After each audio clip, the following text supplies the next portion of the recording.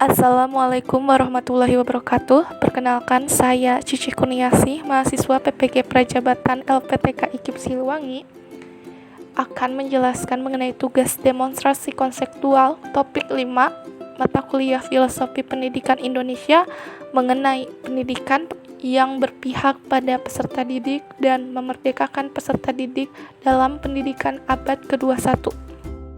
Menurut Ki Hajar Dewantara, pendidikan yang berpihak kepada peserta didik merupakan pendidikan yang menitik beratkan peserta didik sebagai prioritas utama yang harus dilayani, di mana peserta didik memiliki kemerdekaan untuk belajar sesuai dengan keinginan dan kemampuan alamiah yang terbentuk dari dalam diri peserta didik. Pendidikan yang berpihak pada peserta didik merupakan pendidikan yang menuntun tumbuhnya potensi, minat, bakat, serta sesuai dengan kodrat alam dan kodrat zaman yang dimilikinya. Karakteristik pembelajaran yang berpihak pada peserta didik: pertama, manusia merdeka. 2. Mengembangkan potensi, bakat, dan minat peserta didik. Ketiga, kodrat anak. Manusia merdeka. Tujuan dari pendidikan adalah agar anak selamat dan bahagia, baik sebagai individu atau sebagai makhluk sosial. Menurut Ki Hajar Dewantara, setiap anak adalah manusia merdeka, sehingga pendidikan harus berpihak pada peserta didik agar anak dapat selamat baik sebagai manusia maupun sebagai anggota masyarakat. Mengembangkan potensi, bakat, dan minat peserta didik.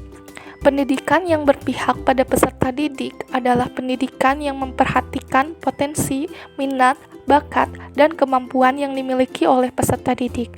Potensi berarti kemampuan yang mempunyai kemungkinan untuk dikembangkan. Bakat merupakan kemampuan bawaan yang dimiliki setiap manusia. Sedangkan minat terbentuk karena adanya ketertarikan kuat atas sesuatu. Kodrat anak. Pendidikan yang berpihak pada peserta didik merupakan pendidikan yang memperhatikan kodrat anak. Ki Hajar Dewantara mengingatkan bahwa pendidikan anak sejatinya menuntut anak agar dapat mencapai kodratnya, yaitu sesuai dengan kodrat alam dan kodrat zaman yang dimilikinya. Dalam proses pembelajaran, peserta didik bertindak sebagai subjek dan guru sebagai fasilitator yang memberikan bimbingan dan motivasi. Munculnya potensi peserta didik tergantung dari bagaimana rangsangan yang diberikan oleh guru dan orang tua. Oleh karena itu, dalam mendidik, guru dan orang tua hendaknya selalu peduli dan menuntun peserta didik dengan penuh kasih sayang. Memerdekakan peserta didik dalam pendidikan abad ke-21. Pendidikan yang memerdekakan menurut Ki Hajar Dewantara adalah suatu proses pendidikan yang meletakkan unsur kebebasan kepada peserta didik untuk mengatur dirinya sendiri, bertumbuh dan berkembang menurut kodratnya, baik secara lahiriah dan batiniah. Selain itu, pendidikan yang memerdekakan adalah proses pendidikan yang menuntun peserta didik dan mengembangkan potensi-potensi yang dimilikinya dengan dilandasi dari kebebasan di dalam mengeksplorasi potensi tersebut, bebas dari tekanan baik dari dalam dirinya sendiri maupun dari luar, namun tetap didasari prinsip Among dalam upaya memberikan pendidikan yang memerdekakan peserta didik. Pendidikan abad 21. Merdeka belajar merupakan sebuah gagasan yang membebaskan para guru dan peserta didik dalam menentukan sistem pembelajaran.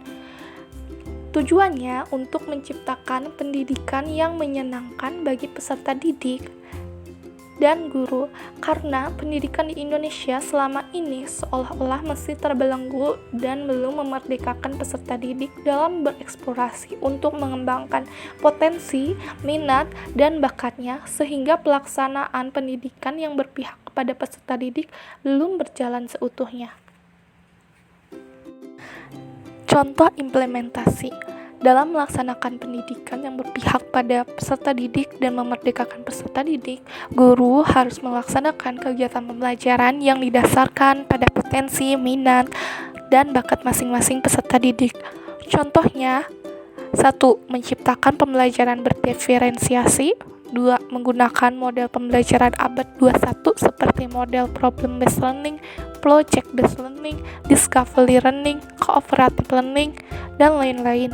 3. Membentuk kelompok diskusi sesuai dengan bakat dan gaya belajar seperti visual, auditory, dan kinestetik. 4. Menggunakan media konkret dan media berbantu teknologi.